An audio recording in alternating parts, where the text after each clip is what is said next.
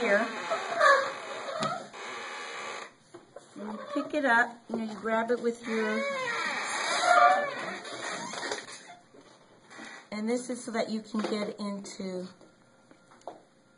the internal cavity, okay? So then, you notice that, oh, this guy has probably been, yeah, he's probably been double injected. You notice that you want to make an even opening, so you would come up here. But now, some of the sternums are really thick, and so what I advise my students is to actually come a little bit to the side to avoid, because where the ribs attach to the sternum, it's a what? Cartilage, right? So it's a lot easier to break into. And these cats are not hard to break into. Not like a human cavity, right? Anybody know what? Oh, it's been cut. Well, it started off as the femoral vein here, but then there's the saphenous vein that goes all the way down. You can see a little bit. The great saphenous or saphenous, however you want to pronounce it. Now, once you lift this part up, then you can start making your incision right down. I would have done it down the linea alba. No, I think it's better to do it to one side. Yeah, let's do it to one side. Do you see that? Yeah, just cut it down there. And if you pick up the rectus femoris, either end, it doesn't matter, you will see that you can then start seeing inside. I wonder what he ate. Well, we're not going to find out. No. We're not going to open him up that way. Okay. You have any questions so far? You just go to one side. Okay. So you take this side, either side, I don't know if you're left or right-handed, and you start lifting it and cutting it up. And this, remember how you had a lot of trouble between the internal oblique and the transversus abdominis? Because it's a very, very small area. Now, right away, I can see the bladder. That's the bladder right there. This is the small intestine. And as I'm going up, I know by the time I get up here that the diaphragm, this might not work because of this thread. I know that the diaphragm is up here. Everybody remember what the muscle, the diaphragm, does? It helps you breathe. Yeah. Not only does it help you breathe, but it separates things, right? Because on one side you have inferior is the abdominal pelvic cavity, and then superior is your what? Thoracic. So it separates the two regions, the two cavities. Now this is where I'm telling you that sometimes it's easier to go to the side. He's pretty good though. He's not too bad. So I'm going to sacrifice these muscles so that I can get into the cavity. So I just cut down here. Okay? Okay? Now, I am going, yeah, you're sacrificing. I'm trying to just get the...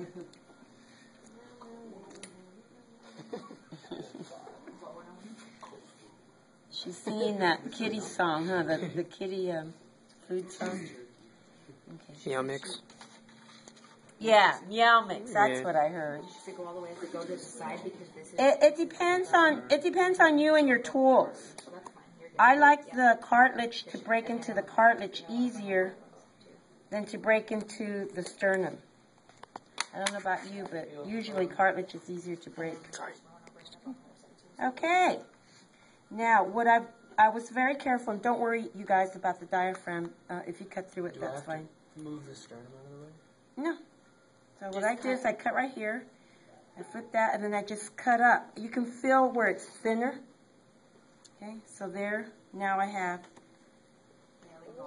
Okay. And this is the diaphragm. And I avoided cutting the diaphragm in the middle because I wanted you guys to see it's a domed muscle. Very important muscle in respiration. Pulmonary respiration, inhalation and exhalation. What happens to this muscle? Anybody know? The diaphragm, when you breathe. It contracts. It contracts. When you inhale, it contracts, right? And then when you exhale, it relaxes. And so it rises back up. So I'm going to sacrifice all these muscles so that I can open them up from this point.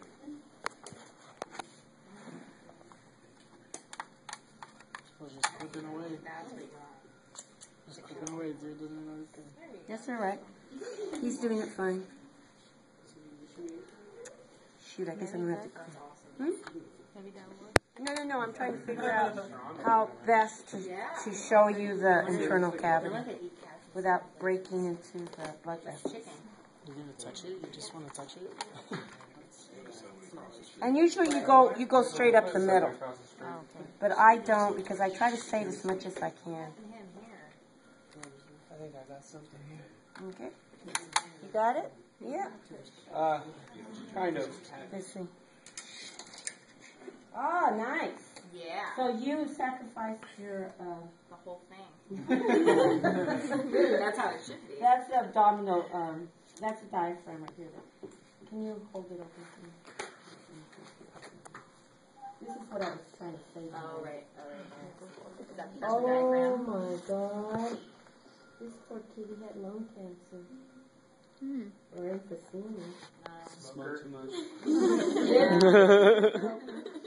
Live with a smoker. Hanging out with someone too much. Should name him. I'm wondering Marley. How do you know he had lung cancer? Let me show you. This is what his lungs should look like. See how fresh they are? Yeah. They're not, that's fibrous tissue. So it was either emphysema or something that caused his... Go look at the good ones. Look at compared to this. Yeah. So these are the good ones. What's the difference between the... Look at all See the nice pink lungs? Where'd all his little bumps come from? No, that's fibrous scar tissue, and it can he could either have had emphysema or lung cancer. Usually, when you have lung cancer, those big scar tissue like that, you see black because of the tar. Like a greenish black color, right? Mm-hmm. Yeah, it's really ugly. Yeah, like that. Yeah, like that. That's like the color you see. That's his liver, no? No, that's a gallbladder. No, I didn't say it was Oh, color. That's okay. the color you see. Oh, okay. Sorry. No, don't do it. You don't want to rupture it. Well, what is that? You're poking it. Yeah, but you might I went at it at a weird angle, but see this way I salvaged the diaphragm. Do it. See the diaphragm? Nice look. What? Okay, so now let's start at the top, because of course, where does the digestive tract start? Anybody know? The esophagus. No, there's a place before the esophagus. Trachea. That's the respiratory system. Oral cavity, extra credit point. Oral cavity. Everybody know where your oral cavity is? Show me. All you have to do is open wide. Ah! Mechanical digestion. You said no? Oh, you said mouth? Okay, you got your point. Mouth or oral cavity. Okay, here you guys, this is the trachea. So you can see the trachea, and it has rings, tracheal rings. That's cartilage, and it allows it to, of course, expand and recoil back. Right behind the trachea is the esophagus. Very good. I'll give you a point. Is the esophagus. It's a muscular tube. There's no food in there, so guess what? It's flat. It's collapsed, but it's right behind. Okay? Now going down, you'll see all these blood vessels. I'm not going to cut them because I want to save them for later. But you can see what are these arteries? Very good. Yes. Extra credit? He already got his extra. I'm going to get one per lecture. Okay. Actually, his lungs aren't that great either. Right. I'm just going to designate. Yeah, you're gonna get a chance to get to. His lungs aren't even that great either, Should my way in there? but they're not as bad as the other ones. So the heart, what is it located in?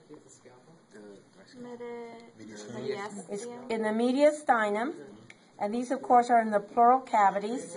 And what is surrounding the heart? What is that called?